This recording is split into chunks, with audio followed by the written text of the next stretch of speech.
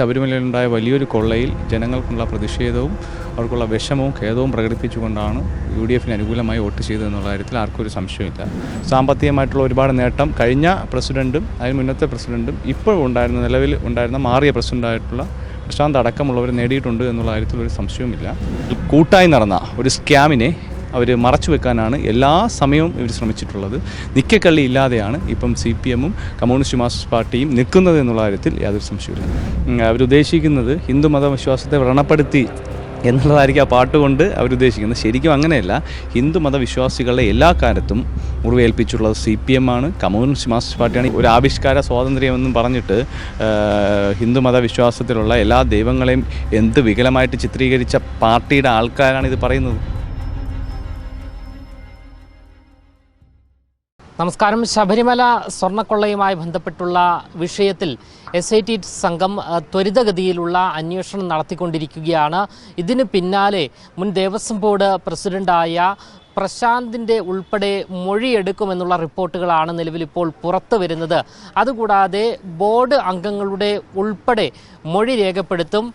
പിന്നീട് പ്രശാന്തിൻ്റെ അറസ്റ്റിലേക്ക് കടക്കുമോ എന്നുള്ള ചോദ്യവുമെല്ലാം തന്നെ നിലനിൽക്കുകയാണ്. എന്തായാലും ഈ ഒരു സംഭവ വികാസങ്ങൾക്ക് പിന്നാലെ ഇപ്പോൾ മറുനാടനോട് പ്രതികരിക്കുകയാണ് യൂത്ത് കോൺഗ്രസിൻ്റെ സംസ്ഥാന സെക്രട്ടറിയായ അഡ്വക്കേറ്റ് ശ്രീ അഭിജിത്ത് SK.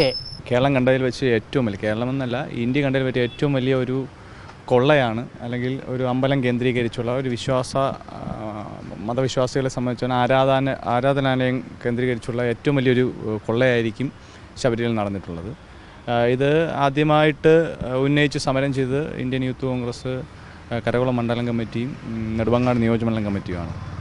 കാരണം വേറൊന്നുമല്ല, അവിടുത്തെ മുൻ നമ്മുടെ നേതാവ് കൂടിയായിരുന്ന, കോൺഗ്രസ് നേതാവ് കൂടിയായിരുന്ന PS പ്രശാന്ത് ആയിരുന്നു അന്ന് ദേവസ്വം ബോർഡ് പ്രസിഡൻ്റായിട്ടുണ്ടായിരുന്നത്.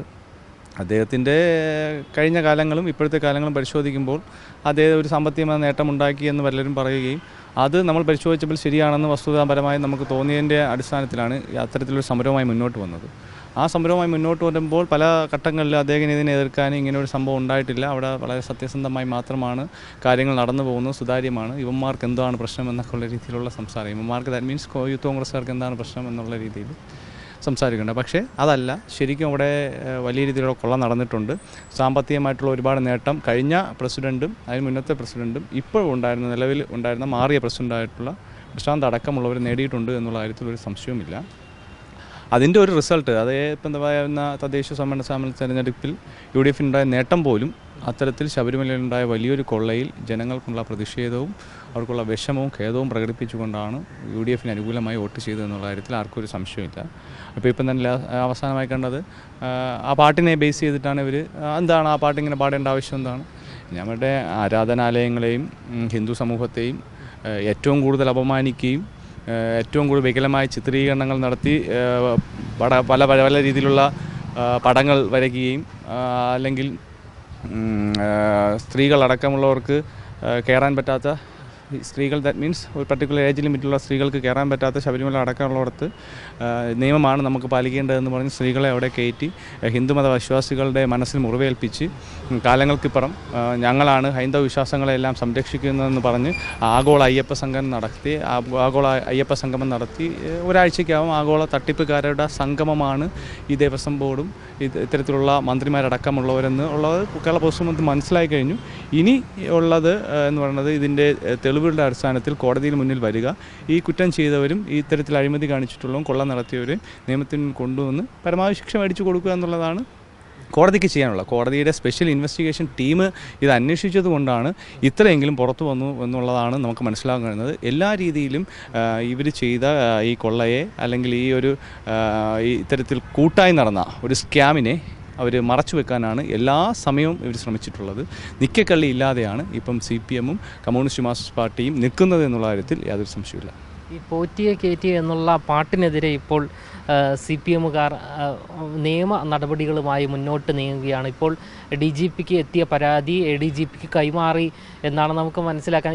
ഈ ഒരു നിയമ നടപടിക്ക് പോയതുകൊണ്ട് എന്തെങ്കിലും തരത്തിലുള്ള കാര്യമുണ്ടോ? എങ്ങനെയാണ് ഒരു അഭിഭാഷകൻ എന്നുള്ള രീതിയിൽ അതിനെ നോക്കിക്കാണുന്നത്? അതായത് പോറ്റിയെ കയറ്റിയെ എന്നുള്ള ആ പാട്ടിനകത്ത് അവരുദ്ദേശിക്കുന്നത് ഹിന്ദു മതവിശ്വാസത്തെ വ്രണപ്പെടുത്തി എന്നുള്ളതായിരിക്കും ആ പാട്ടുകൊണ്ട് അവരുദ്ദേശിക്കുന്നത്. ശരിക്കും അങ്ങനെയല്ല. ഹിന്ദു മതവിശ്വാസികളെ എല്ലാ കാലത്തും മുറിവേൽപ്പിച്ചിട്ടുള്ളത് CPM ആണ്, കമ്മ്യൂണിസ്റ്റ് മാർക്സിസ്റ്റ് പാർട്ടിയാണ്. ഈ ചരിത്രം പരിശോധിച്ച് കഴിഞ്ഞാൽ ഏറ്റവും കൂടുതൽ തവണ ഹിന്ദു മത സമൂഹത്തെ അപമാനിച്ചിട്ടുള്ളതും അവഹേളിച്ചിട്ടുള്ളതും മാർക്സിസ്റ്റ് പാർട്ടിയാണ്.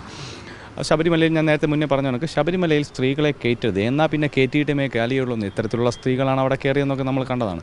അത്തരത്തിൽ ഹിന്ദു സമൂഹത്തെ എല്ലാ കാലവും അപമാനിച്ചിട്ടുള്ളത്, അവഹേളിച്ചിട്ടുള്ളത്, അവരെ മനസ്സിനെ വ്രണപ്പെടുത്തിയിട്ടുള്ളത് ആ CPM ആണ്.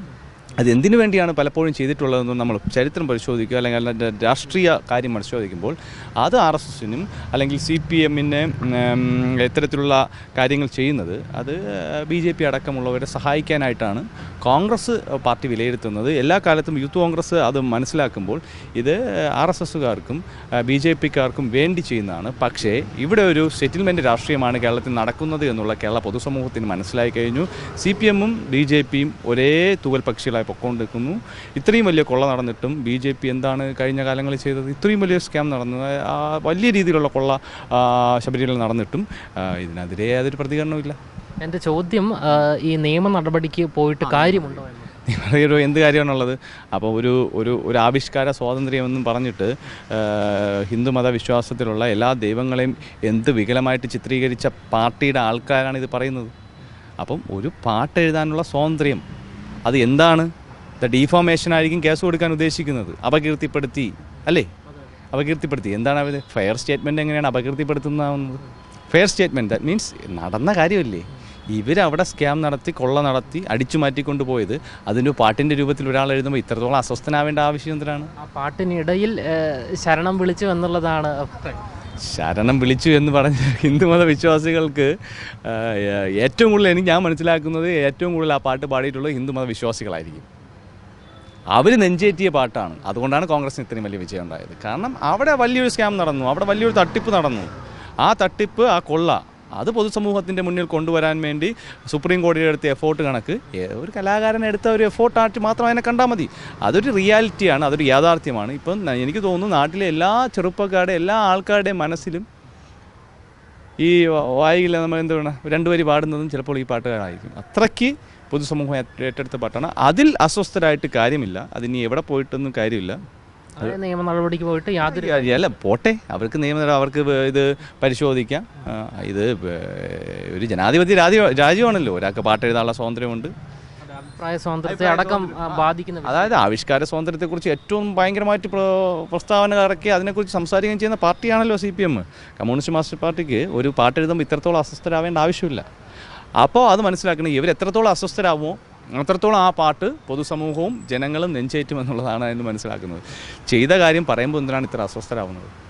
എന്തായാലും ശബരിമല സ്വർണ്ണക്കൊള്ള വിഷയം UDFന് അനുകൂലമായാണ് ഈ തദ്ദേശ തെരഞ്ഞെടുപ്പിലടക്കം വന്നിരിക്കുന്നത്. അത് നിയമസഭാ തെരഞ്ഞെടുപ്പിലും പ്രതിഫലിക്കുമെന്നുള്ള പ്രതീക്ഷയാണ് UDFന് ഉള്ളത്. അതേസമയം തന്നെയാണ് പോറ്റിയെ കേറ്റിയെ എന്നുള്ള ഈ ഒരു ഗാനം, പാരഡി ഗാനം വളരെ വലിയ രീതിയിൽ ജനങ്ങൾക്കിടയിലേക്കും ജനങ്ങളുടെ മനസ്സിലേക്കും പതിഞ്ഞിരിക്കുന്നു. ഇതിനെതിരെയാണ് ഇപ്പോൾ CPM പ്രവർത്തിച്ച് കൊണ്ടിരിക്കുന്നത്. നിയമ നടപടികളിലേക്കടക്കം കടക്കുന്നു. ആ നിയമ നടപടി എത്രമാത്രം ഫലപ്രദമാകും എന്നുള്ളതും ഒരു ചോദ്യചിഹ്നമായി നിലനിൽക്കുകയാണ്. ക്യാമറമാൻ അഖിൽ അശോകിനൊപ്പം അമൽ രുദ്ര, മറുനാടൻ മലയാളി, തിരുവനന്തപുരം.